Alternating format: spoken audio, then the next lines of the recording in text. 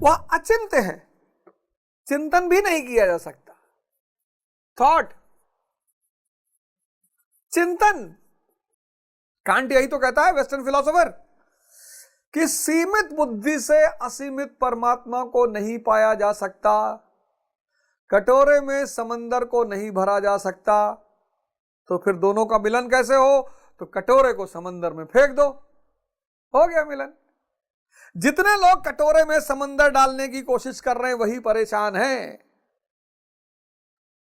कुछ नहीं करना है, इस कटोरे को उठाकर समंदर में फेंक देना है, बस हो गया मिलन। पर वो अहम नदी जब समंदर को पहली बार देखती तो घबरा जाती है। कभी नदी और समंदर को मिलते हुए देखो, क्या आवाज आती नदी से, पीछे पलटकर देखती कि मेरा वजूद, वो भूल जाती है कि वो समंदर के साथ मिलकर असीम वजूद की हो जाएगी। पीछे तो जा ही नहीं सकते, चिंता का विषय नहीं है, विकार रहित है, विकार रहित,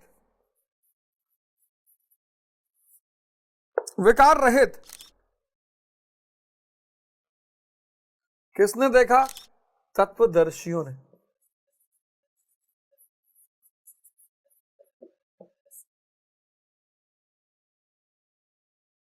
कौन? राजा जनक।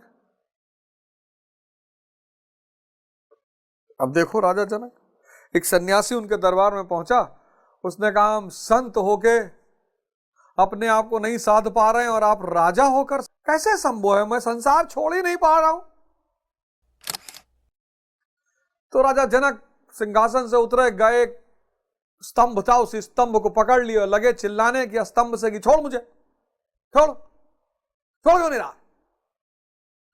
सन्यासी ने कहा यार एक तो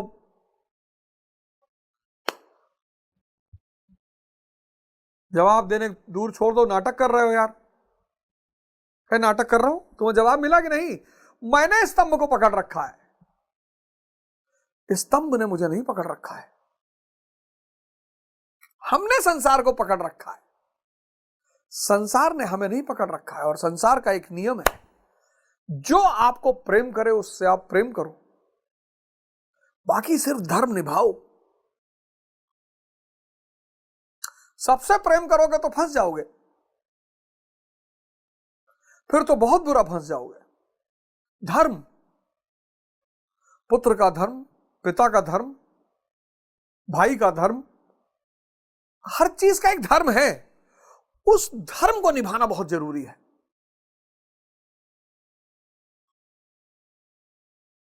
चिंता का विषय नहीं है, तो चित्त का निरोध करना है।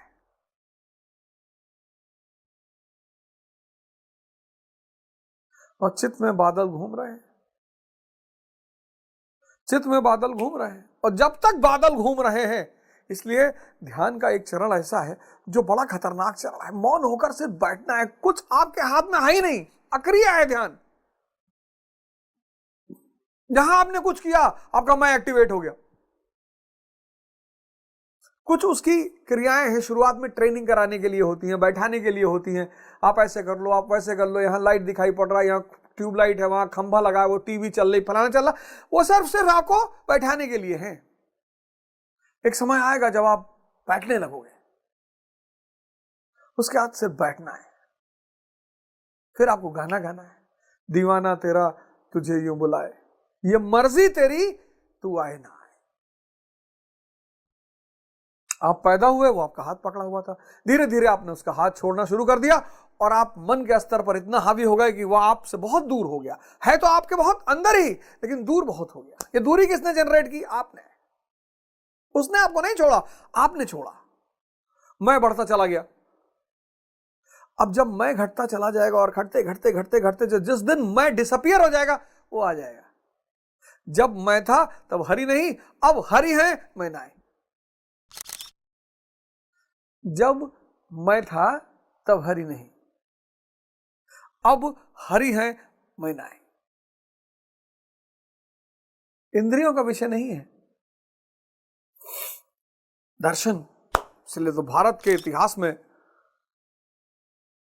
भारत में और पश्चिम में पश्चिम में शब्द है philosophy, the love for knowledge.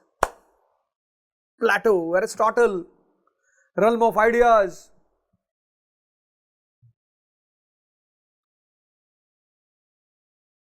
लेकिन भारत में उसे कहा गया दर्शन, जो सिर्फ देख कर ही जाना जाए।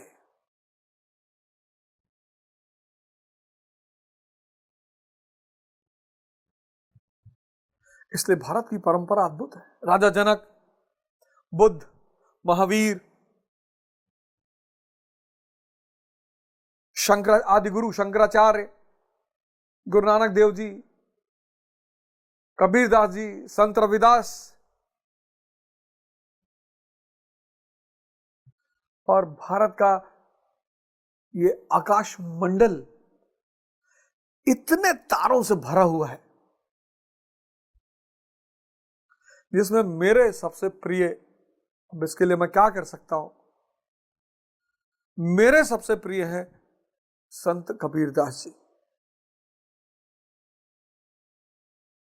मैं उनकी तरह मूर्ख, मैं उनकी तरह अज्ञानी, मैं उनकी तरह अनपढ़, बस वो मेरी तरह अपराधी नहीं थे। बड़ा सादा उच्च जीवन रहा उनका। जहां भी मुझे दर्शन में डाउट पैदा हुआ, जिस चीज को भी लेकर, मैंने कबीरदास जी को खोला, और एक सेकंड में जो बात बड़े बड़े दार्शनिक, बड़े बड़े फिलोसोफर, बड़े बड़े संतों की समझ में नहीं आई, उसकी वजह है कि मेरा मन एवरेज है थोड़ा सा। आप लोगों का बड़ा मन है, आप ज्यादा बुद्धिमान हैं, आप प्रकांड पंडित हैं, मेरा एक सामान्य सा मन है। ये तत्वदर्शी है, न ये पंडित है, न ये पुरोहित है, न ये मौलाना है, न ये पादरी है, ये तत्वदर्शी है। चित्त का निरोध कर चुके हैं, विकारों से रहित है, बाहर का आनंद ले रहे हैं और अंदर का भोग कर रहे हैं, असीम का भोग कर रहे हैं, असीम का। वो जो आप देखते हो ना संतों को, अरे यार धोती पहने हैं, धोती पहने हैं, पूरा ब्रह्मांड इनका है। तुम एक लेवाइस की जीन्स पहन लिया, भिखमंगे, तुम बहुत अमीर हो गए हैं। तो घड़ी पहने हो 1 लाख रुपए की, सांस नहीं आ रही है, सुई लगवाते हो तो मुंह जो है चिंपैंजी की तरह हो जाता है। तत्वदर्शी,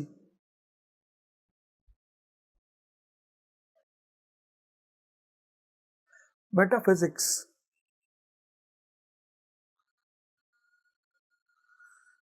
बाहर का आनंद ले रहे हैं और अनंत का भोग कर रहे हैं,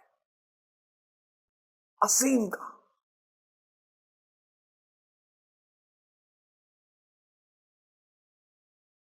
और चूंकि इंद्रियों का विषय नहीं है, मन का विषय नहीं है, चित्त का विषय नहीं है, इसलिए सिर्फ इशारा करते हैं।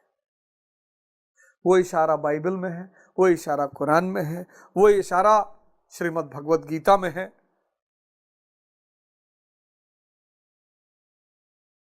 बहुत सारे ग्रंथों में है, आदि ग्रंथ में है।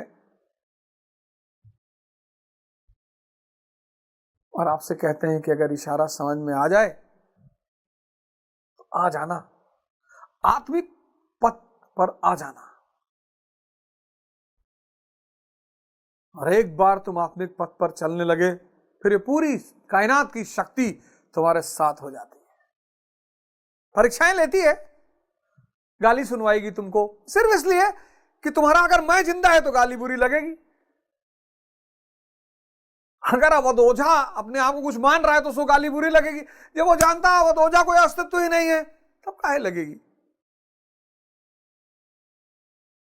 सबको गाली नहीं दिलवाता हो,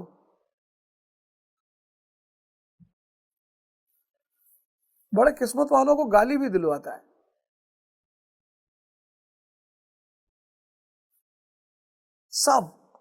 सबसे निवेदन है, आप सबसे निवेदन है कि आप 16 तारीख को सुबह 5 बजे से शो शुरू होगा, स्वामी करमवीर जी 1 घंटे आपको योग सिखाएंगे, आधे घंटे आपको योग सिखाएंगे और आधे घंटे मैं आपको ध्यान कराऊंगा। 5 से 7 तक आसपास आपकी क्लास सुबह वाली चलेगी। आप सब सादर आमंत्रित हैं और YouTube पे भी लाइव रहेगा। और आप सारे लोग हमारे अगर किन्हीं कारणोंवश YouTube पे वो डाला जाएगा, लेकिन आप हमारे उस पे आ सकते हैं, हमारे ऐप पे आ सकते हैं, अवधूजा ऐप, या आप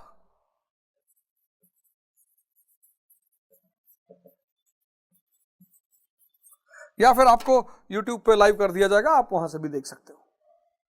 और आओ इस समुद्र मंथन को जारी रखें, अमृत तत्व की तरफ बढ़े।